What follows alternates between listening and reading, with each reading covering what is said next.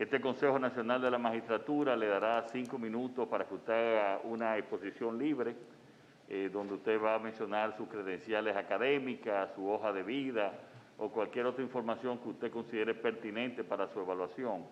Después de esa presentación libre, entonces nosotros, miembros del Consejo, podremos hacerle preguntas en un tiempo límite de hasta 15 minutos. Muchas gracias por su presencia y le deseamos mucha suerte. Muchas gracias, señor presidente. Buenas tardes a los demás miembros del Consejo de la Magistratura. Mi nombre es Bernabé Morissette Fabián, egresado de la Universidad Católica Tecnológica del Cibao. Tengo 21 años en el Poder Judicial, todos en Corte de Apelación, y desde el 2013 presido la Corte de Apelación de Niños, Niñas y Adolescentes del Departamento Judicial de La Vega. En este último año, 2020, he sido designado por el Consejo del Poder Judicial como coordinador adjunto para el Departamento Judicial de La Vega. En el ámbito también judicial, bueno, en este caso la Escuela Nacional de la Judicatura, soy representante de los presidentes de Corte de Apelación en el Consejo Directivo de la Escuela Nacional de la Judicatura.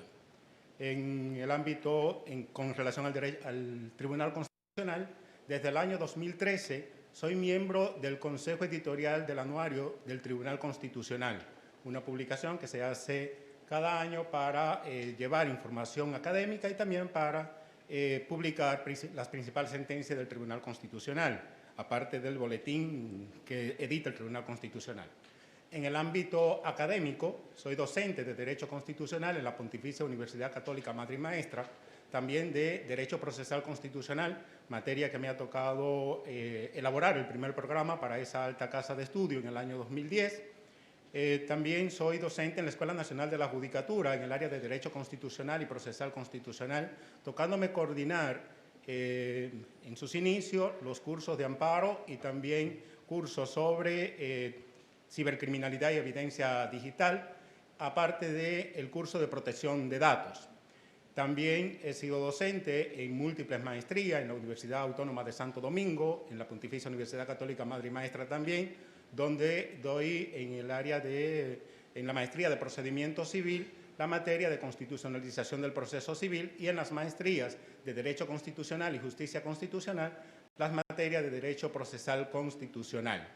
He sido participante de los congresos internacionales que ha organizado el Tribunal Constitucional en estos años que ya tiene de vigencia, tratando temas acerca de justicia constitucional y del precedente constitucional.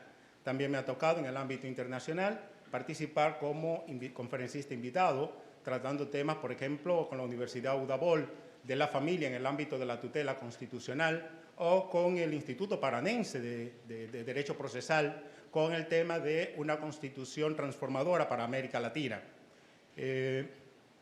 Además de esto, he participado en la publicación de varias obras en colaboración, como por ejemplo el primer libro sobre amparo que se escribió en la República Dominicana, que lo editaba la Escuela Nacional de la Judicatura, el amparo judicial en una sociedad democrática, que el año antepasado presentó su segunda edición. También la obra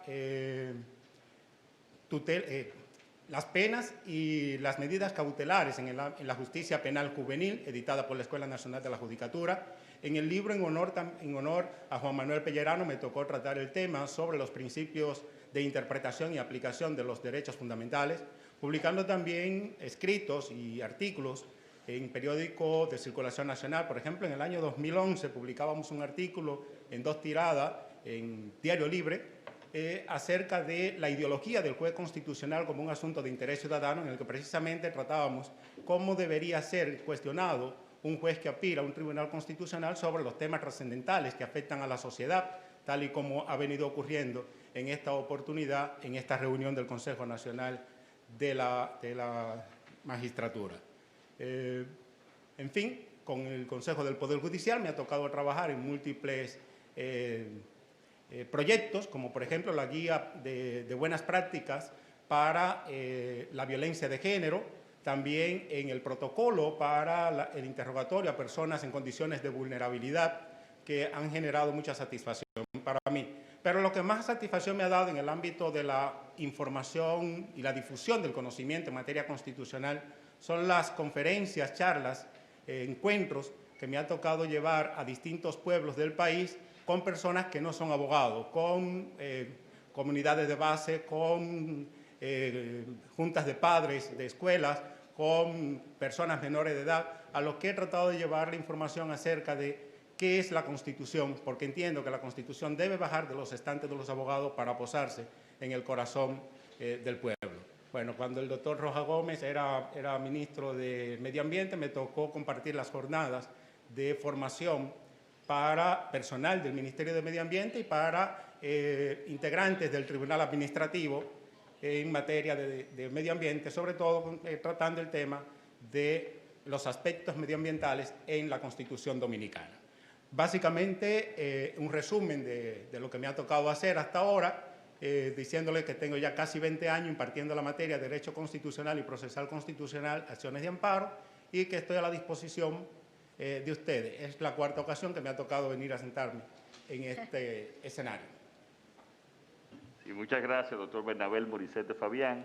Vamos a pasar ahora a algún consejero que quisiera hacer alguna pregunta. Este es el diputado Víctor Fadul.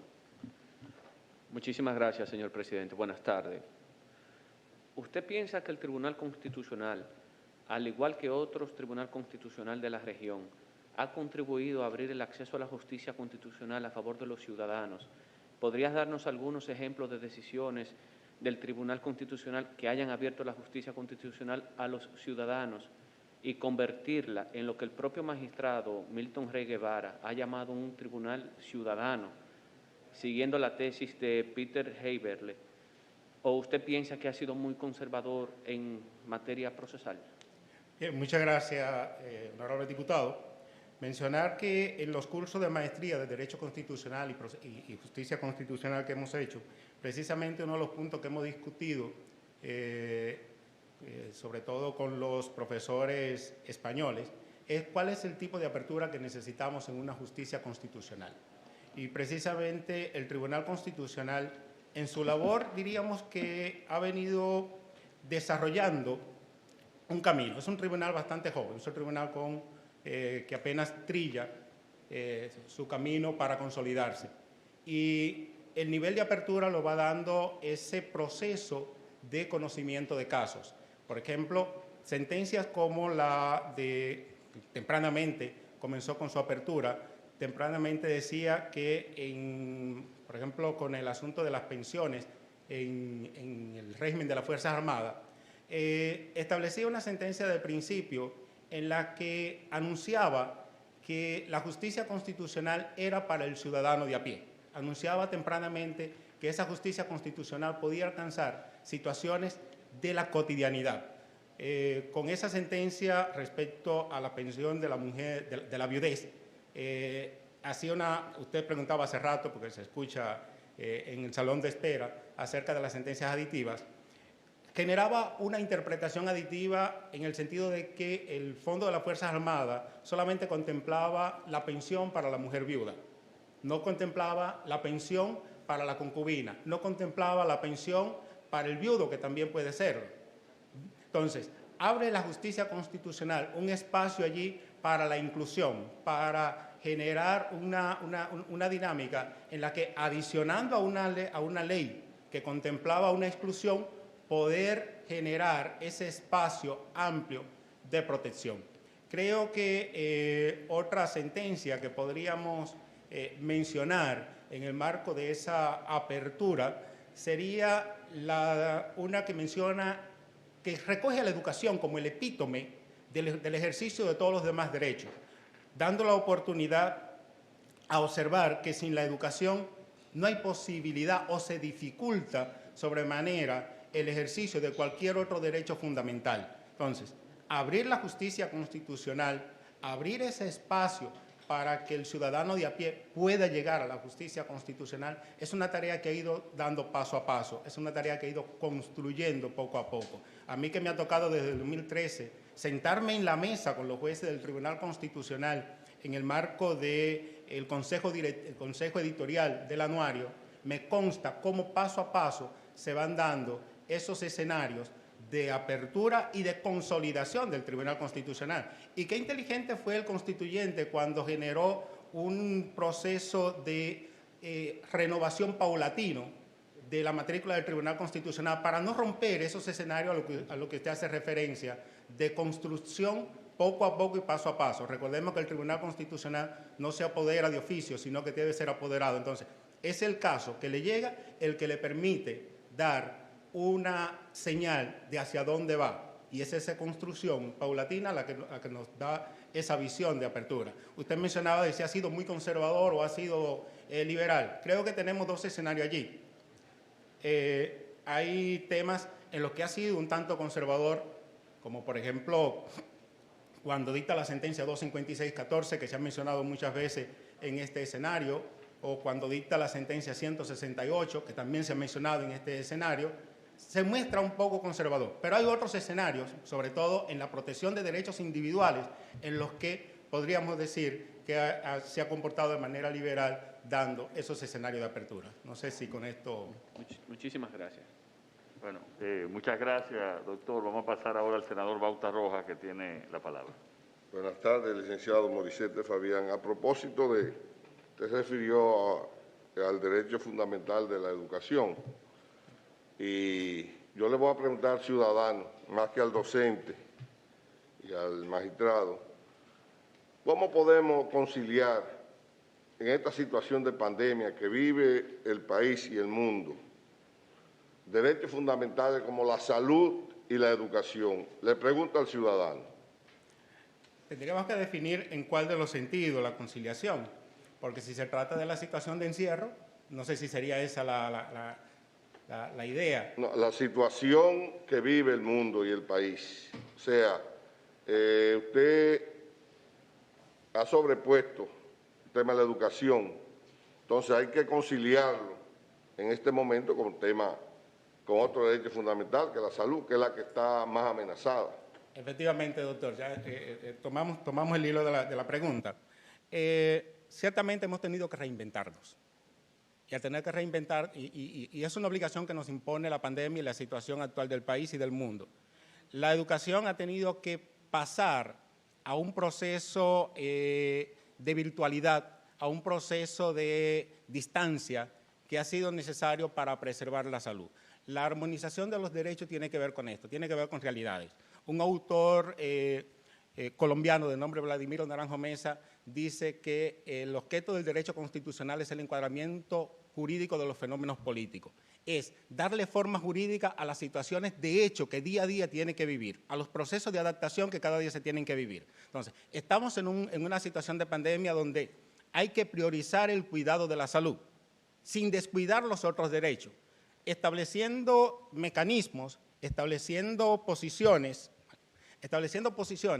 en las que podamos generar el servicio de la educación al tiempo que preservamos la salud.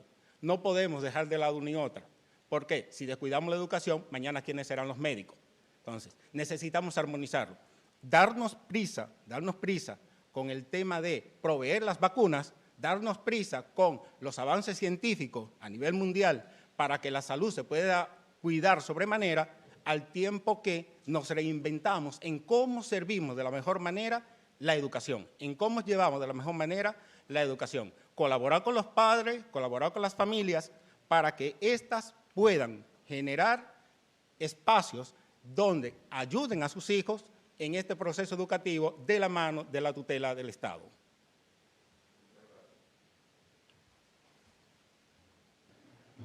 La magistrada Miriam Germán.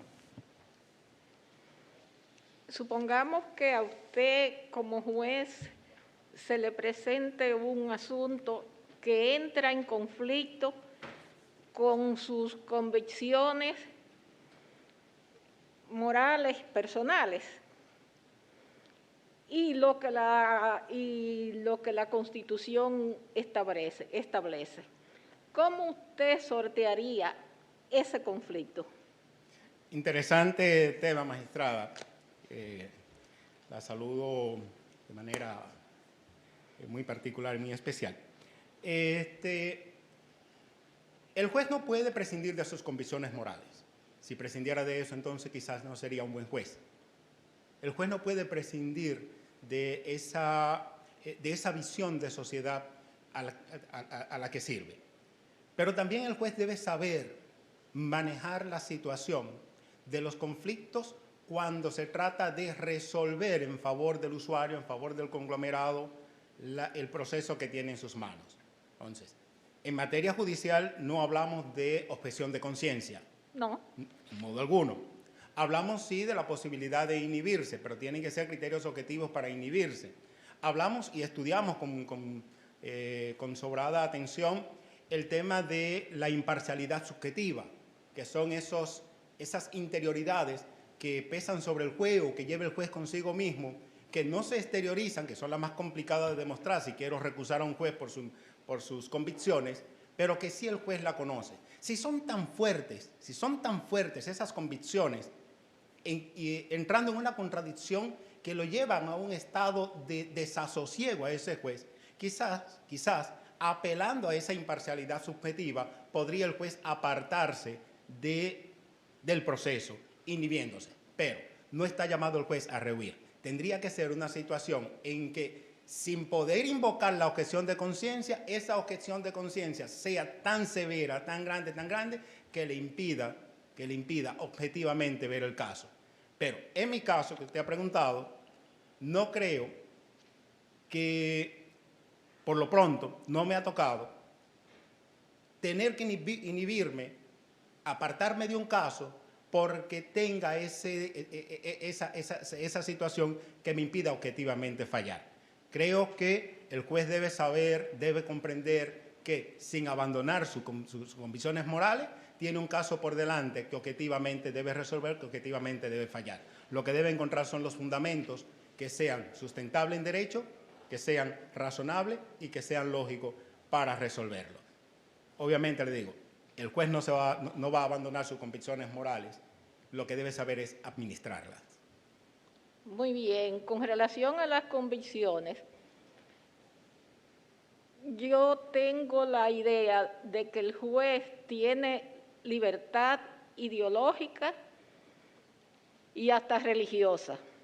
Usted como juez puede ser anarquista, comunista, lo que usted quiera. Lo que no tiene derecho es a trazar una línea para juzgar de una manera a los que son de su parcela y de otra manera a los demás.